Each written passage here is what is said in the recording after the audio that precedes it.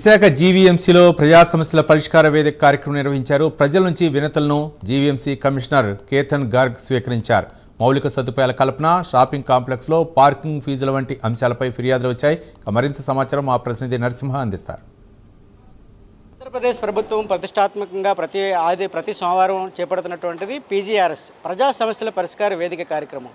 ఈ తరుణంలో విశాఖ జీవీఎంసీ ప్రధాన కార్యాలయంలో ప్రజా సమస్యల పరిష్కార వేదిక కార్యక్రమం ఈరోజు జీఎంసీ కమిషనర్ కేతన్ గార్గ్ నేతృత్వాన జరుగుతుంది. అదేవిధంగా ఇప్పటికే విశాఖ నుంచి నలుమూలల నుంచి ఫిర్యాదుదారులు వచ్చి స్వచ్ఛందంగా ఫిర్యాదులు అందజేస్తున్న నెలకొంది. అదేవిధంగా ఇప్పటికే విశాఖ నుంచి పలు ఫిర్యాదులు అందజేయగా మనతో పాటుగా కొందరు ఫిర్యాదుదారులు విశాఖ జీఎంసీ కమిషనర్ కలిసిన అనంతరం మనతో మాట్లాడేందుకు ఉన్నారు.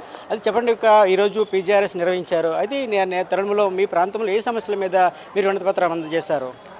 ప్రాంతం అనేటప్పుడు విశాఖపట్నం టోటల్గా చూసినట్లయితే మల్టీప్లెక్సెస్ అలాగే షాపింగ్ కాంప్లెక్సెస్ చాలా విపరీతంగా ఉన్నాయి. అయితే ట్రాఫిక్ చాలా ఇబ్బందిగా ఉంది.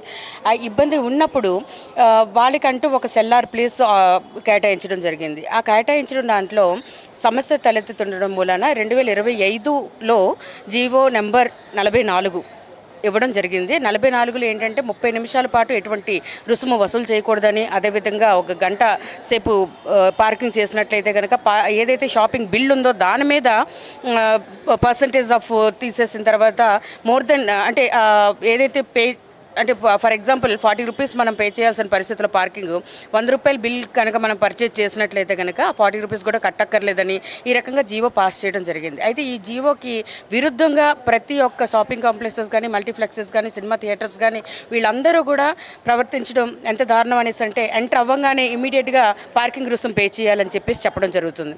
అయితే ఇటువంటిది జరగకూడదు. సామాన్య ప్రజలకు ఏదైతే తెలియటం లేదో, నేను కలెక్టర్ గారు రిక్వెస్ట్ చేసింది ఏంటంటే ప్రతి ఒక్క కాంప్లెక్స్ దగ్గర కూడాను ఈ రకంగా పే చేయాల్సిన అవసరం లేదు, ఎంతవరకు పే చేయాలి ఎంతవరకు పే చేయకూడదని సామాన్య ప్రజలకు అవగాహన కల్పించే విధంగా ఫ్లెక్సీ పెట్టమని చెప్పేసి నేను రిక్వెస్ట్ చేయడం జరిగింది. ఆ రకంగా సార్ కూడా ఇమీడియట్గా యాక్షన్ తీసుకోవడం అయితే జరిగిందండి. త్వరలో మీ అందరికీ రిజల్ట్ తెలుస్తుంది. ఇప్పుడు చూస్తుంటే జీఎంసీ కమిషనర్ గారు కేతన్ గారు ప్రతి వారం జీఎంసీ ప్రధాన కార్యాలయంలోని పీజీఆర్ఎస్ కార్యక్రమం నిర్వహిస్తారు. అదేవిధంగా ఈరోజు ఏ సమస్య మీద మీరు వినతిపత్రం అందజేశారు? జీఎంసీ కమిషనర్ ఏ విధంగా స్పందించారు?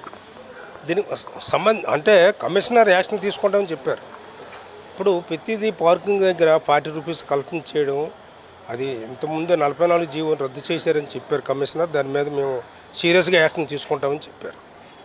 ఏదైనా చూసుకుంటే ఇక్కడ పీజీఆర్ఎస్ ప్రతి వారం కూడా ఆంధ్రప్రదేశ్ ప్రభుత్వం ప్రతిష్టాత్మకంగా చేపడుతున్నటువంటి ఈ పీజీఆర్ఎస్ కార్యక్రమాల భాగంగా విశాఖ నలుమూలల నుంచి కూడా విశాఖ జీఎంసీ కమిషనర్ అయినటువంటి కేతన్ గార్గ్కు అది ప్రత్యక్షంగా వినతిపూర్వకంగా కూడా వినతిపత్రాలు అందజేస్తున్న నెలకొంది. అదేవిధంగా విశాఖలోని షాపింగ్ కాంప్లెక్స్లోని పార్కింగ్ ఫీజులు, అదేవిధంగా తదితర మౌలిక సమస్యల కల్పనకి కూడా పలువురు ఫిర్యాదులు ఇచ్చినట్టు తెలిసింది. అది ఏదైనా జీఎంసీ కమిషనర్ ప్రత్యక్షంగా వాటిని పరిశీలించి సంబంధిత అధికారులకు పరిశీలన తీసి వాటిని పరిష్కరిస్తామని కూడా స్థానికంగా ఫిర్యాదుదారులు చెప్తున్న పరిస్థితి నెలకొంది.